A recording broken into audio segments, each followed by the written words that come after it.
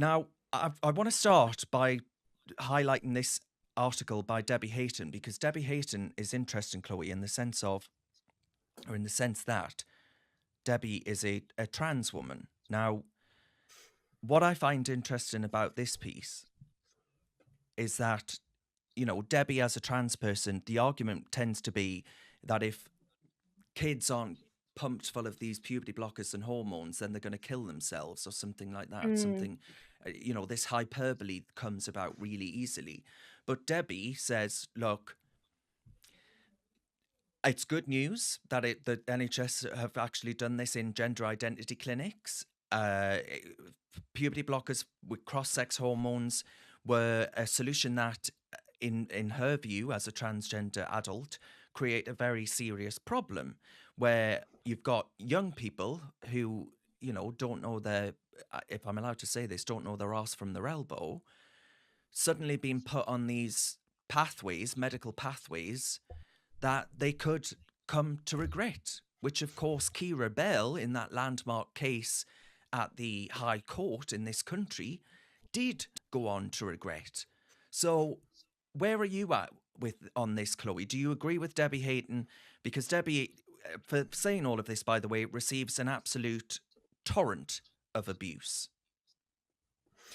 I think it's really good that someone like Debbie has come out and said this, because that's actually going to help those people who are on the margin, people who are more accepting of trans than perhaps I am. Those people who people who are in that position are actually in a better place to convince the people who like the idea of transgenderism but need to at least be convinced that messing with kids is not okay. Yeah, Coming from totally. her is probably better than coming from us, to be honest. So I think that that is a really good thing. And all these arguments that we get that, oh, you're going to drive the kids to suicide if you don't give them hormone blockers, is just absolute nonsense. And you've had a few of these really poorly done studies that are very short term, which say that if you give kids hormone blockers and you give them surgeries and whatever else, that it improves their mental health. But that's looking at where they've gone and surveyed these kids, say 3 months after they've had hormone blockers or they've had surgery. Yeah. Because this is quite a new phenomenon, we don't have studies where we've gone back and asked a large number of people 10 years down the line, how has this affected you? Often they feel great and think, I'm becoming the person that I've always was meant to be in the first few months or the first year. But then 10 years down the line, they regret it. I mean, And I'm sure what you can you have, do at I've that been point? through, we Absolutely. all go through phases as teenagers. I have many friends who, for example, changed their sexuality about 5 times whilst they were teenagers, and often even in their early 20s as well. You often change how you feel about yourself during that period over and over again. If you make an irreversible change, that can be absolutely tragic in the long term. Yeah, like Kira Bell did, of course, and that included more serious interventions than just puberty blockers. But in the piece, Debbie points out that Hilary Cass, the paediatrician, conducting an independent review of gender identity services for children and young people in particular, has actually she said in her 2022 review that there was a lack of clarity over whether the drugs simply pause puberty or if they act as an initial part of a transition pathway, because that's how it's sold, right? That this is just a pause, this is an intermediate measure that actually won't have a lasting impact. But that's said without evidence, right? It's pushed by, dare I say it, it's pushed by those with vested interests all too often. Because you go to the WPATH files that were leaked uh, last week, I believe it was. I think we spoke about it actually last week on this very live stream. And doctors on this WPATH being a leading trans healthcare body, they actually admitted that patients have developed cancer owing to the effects of this hormone treatment. And these emails saying that trans patients do not always understand the consequences of gender reassignment. I mean, no crap Sherlock, like this is obvious to absolutely anyone that thinks about it for longer than 2 seconds. But these guys are meant to be the World Professional Association for Transgender Health, right? They're meant to be impartial arbiters of safeguarding and healthcare risks and all the rest of it. But actually, they've been chief propagandists, if you ask me. And that's what the danger at this point, isn't it? This is where we are at now, where it is being pushed by people who do have influence over the lives of some very young and very vulnerable children. So I've gone online and I've tried to research what are the consequences of these hormone blockers. And when you do that, most of the results that you get on Google are from gender clinics in the US, where it's actually in their interest to sell these services. Yeah. And their pages are so one sided. They say it's just a pause button, there are no negative effects. Everything we see says that this is amazing for your mental health and it's just going to be completely positive.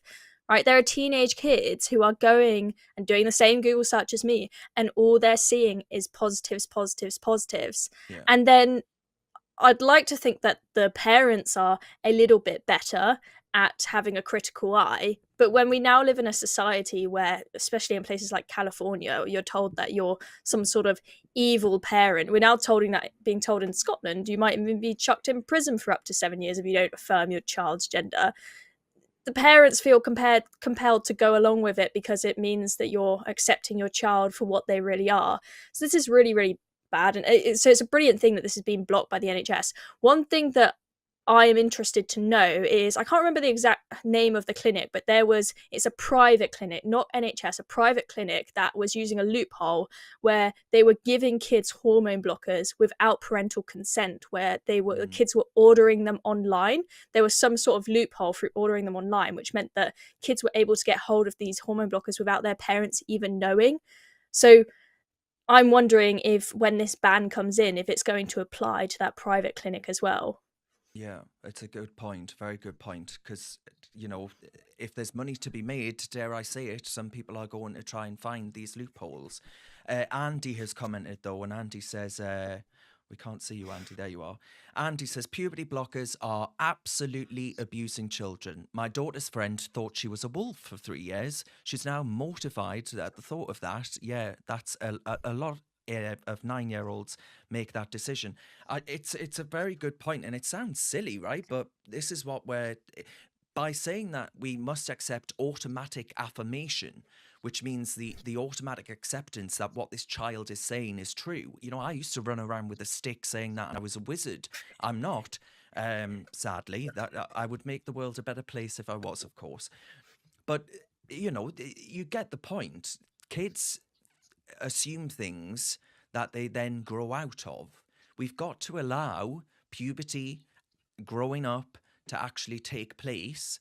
And I think it's an abuse of children, an abusive process to not allow that to happen. But you mentioned Scotland there, and Stephen Daisley actually asks if NHS Scotland will follow suit and ban puberty blockers in Sturgeon's, well, what was Sturgeon's, now Humza Yousaf's SNP Scotland.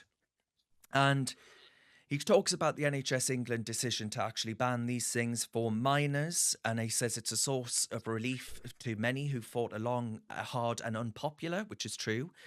From J.K. Rowling down to Keira Bell, if you spoke out about this, you were enabling an act or committing an act of heresy. And it has been a long journey for many hardened campaigners. Maya Forstater of Sex Matters. There are a whole host of people who I think deserve a great big pat on the back, including, by the way, the Secretary of State, Kemi Badenoch, who I think has behind the scenes been pushing for much of this. But he asks whether or not the SNP or Scotland, the Scottish Government, will actually do it. And he says NHS Scotland is, of course, a separate organisation to NHS England. And in practice, that means a clinical separation between the two. The border actually means that you may not actually have the same rules apply there. Now, he mentions the 2022 CAS review, of course, which said that there were gaps in the evidence base of the effects of puberty blockers. We now have the WPATH reports, the emails, leaks, showing that actually the effects of them could be really quite sinister indeed. And then Scotland's Deputy Chief Medical Officer said at the time that the CAS review would need to be closely considered by both the Scottish Government and NHS Scotland. Now, in response to yesterday's announcement, the Scottish Government said that it was engaged with the NHS in England on its planned study into using puberty blockers in young people's gender identity healthcare, and discussions are ongoing to determine what future engagement is appropriate. Now, you would think, right, that if NHS England do it, they're doing it on the basis of evidence. They're doing it on things that have recently come to light. And I would argue that in the same way that the UK government blocked Holyrood legislation that allowed trans women, so that is biological men, to enter female prisons, for example. You had a double rapist called Adam Bryson enter a female prison in Scotland, and the UK government stepped in and actually blocked that self-identification piece of legislation from being enabled, and that's under the Devolution Act, right? It's using the UK's powers to block such legislation that would have serious consequences for Scotland's young people, for Scotland's women. But where are they on Scotland's young people? Will the UK government step in? And do you actually think they should, Chloe? I'm not sure if they actually have the power to, because when we were looking at that Gender Recognition Act, that was blocking a new piece of legislation.